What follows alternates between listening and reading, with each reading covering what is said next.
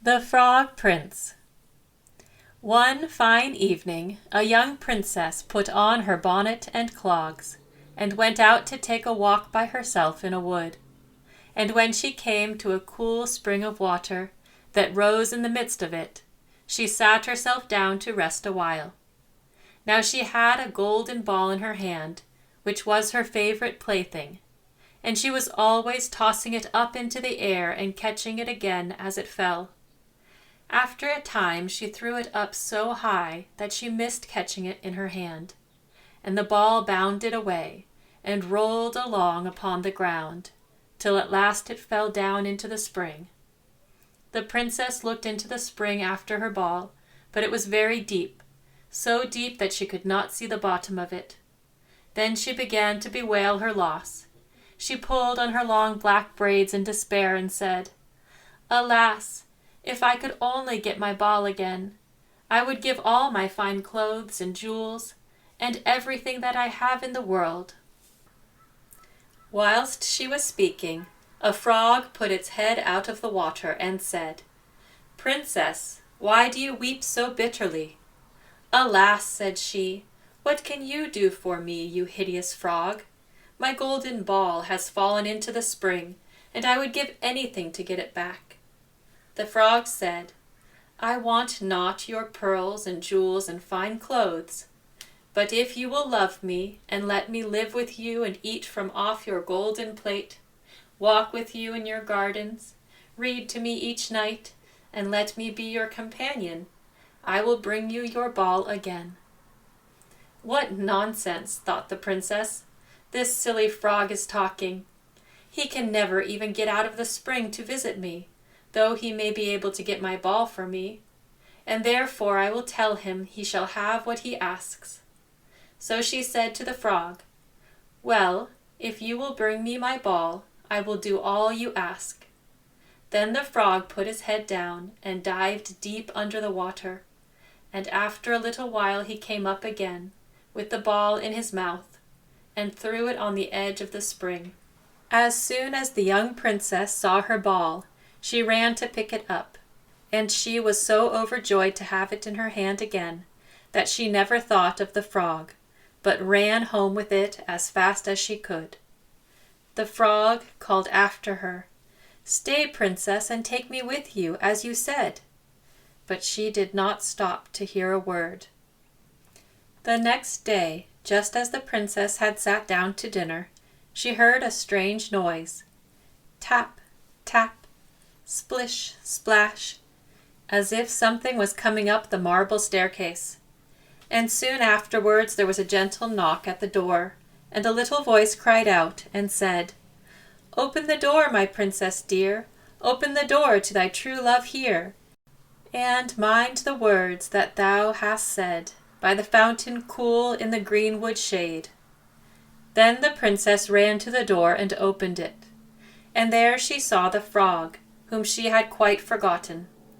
At this sight she was sadly frightened, and shutting the door as fast as she could, came back to her seat. The queen, her mother, seeing that something had frightened her, asked her what was the matter. "There is a hideous frog," said she, "at the door, that fetched my ball for me out of the spring this morning. I told him that he should live with me here, thinking that he could never get out of the spring. But there he is at the door, and he wants to come in." While she was speaking, the frog knocked again at the door and said, "Open the door, my princess dear, open the door to thy true love here, and mind the words that thou hast said, by the fountain cool in the greenwood shade." Then the queen said to the young princess, "As you have given your word, you must keep it, so go and let him in." She did so, and the frog hopped into the room, and then straight on, tap, tap, splish, splash, from the bottom of the room to the top, till he came up close to the table where the princess sat. "Pray lift me up upon your chair," said he to the princess, "and let me sit next to you." As soon as she had done this, the frog said, "Put your plate nearer to me, that I may eat out of it." This she did, and when he had eaten as much as he could, he said, "Now I am tired. Carry me upstairs and make me a bed next to yours." And the princess, though very unwilling, took him up in her hand and put him upon a pillow next to her own bed, where he slept all night long. As soon as it was light, he jumped up, hopped downstairs, and went out of the house. "Now then," thought the princess, "at last he is gone, and I shall be troubled with him no more." But she was mistaken, for when night came again she heard the same tapping at the door, and the frog came once more and said, "Open the door, my princess dear. Open the door to thy true love here, and mind the words that thou hast said, by the fountain cool in the greenwood shade." And when the princess opened the door, the frog came in, and slept upon her pillow as before, till the morning broke. And the third night he did the same.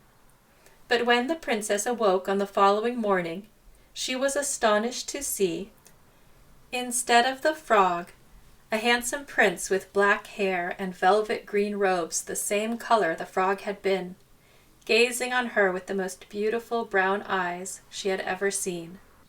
He told her that he had been enchanted by a spiteful fairy who had changed him into a frog, and that he had been fated so to live till someone should take him out of the spring and let him eat from their plate and sleep near them for 3 nights. "You," said the prince, "have broken his cruel charm, and now I have nothing to wish for but that you should go with me into my kingdom, where we shall rule together, and I will love you as long as you live." The young princess agreed to all of this, and some days later a coach drove up, with 8 beautiful horses, decked with plumes of feathers and a golden harness. And behind the coach rode the prince's servant, faithful John, who had bewailed the misfortunes of his dear master during his enchantment so long and so bitterly that his heart had well nigh burst. They then took leave of the queen and got into the coach with 8 horses, and all set out, full of joy and merriment, for the prince's kingdom, which they reached safely, and there they lived happily a great many years. Snip, snap, snout, now this tale's told out.